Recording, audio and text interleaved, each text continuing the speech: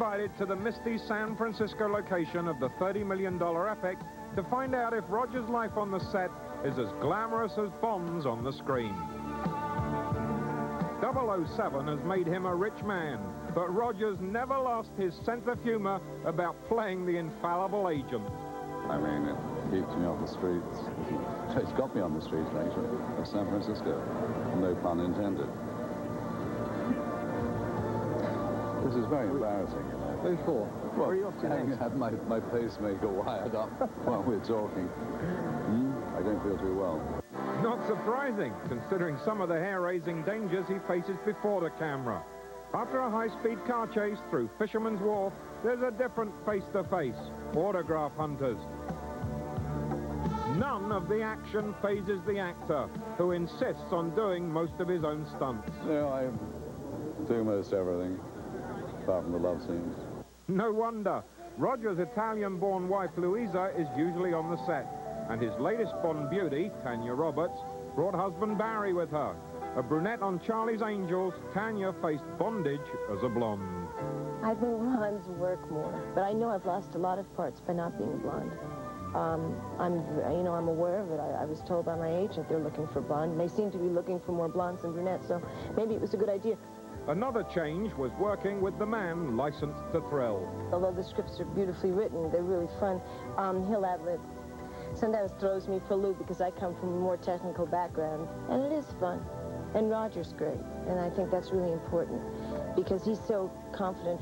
I guess if everyone feels mellow and good and happy to come to work, it makes it fun. Quite clearly, the star has a lot of fun at work, too.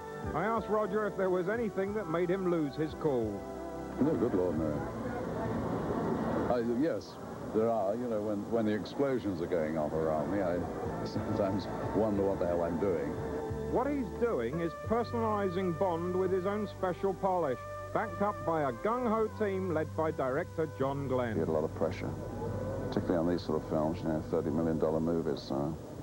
Every day we're spending a lot of dough, and if you get bad light, bad weather, as we've had a couple of bad days here, it becomes very expensive. But Glenn knows he can rely on his leading man. Roger is really one of the best. He's a true professional. He's trodden the boards, he's been through the mill, and he never forgets his humble beginnings. Roger grew up the son of a London policeman, and while he now commands around $4 million a film, he still remembers being a struggling unknown. You really forget the misery of the struggle. You know, deciding whether you can afford 5 cigarettes or have the cigarettes and walk 15 miles to London to visit all the agents. Today, he has only to walk from his luxury trailer to the set. Is it a lifestyle that mirrors Bond? Well, I don't carry a Walther PPK in private life. I carry a coat. I don't drive cars quite as recklessly as I do in films. Just 120 miles an hour. I asked Roger if he'd be speeding back to play Bond an 8th time. I think you have to wait to see, because when the film, at the end, after the title, after the credits at the end, it says James Bond will be back. It doesn't say Roger Moore will be back. Both on and off screen, Roger Moore packs the good life to the full. Is it possible for him to pick the most exciting thing? Appear on Lifestyles. Roger Moore, the master of diplomacy.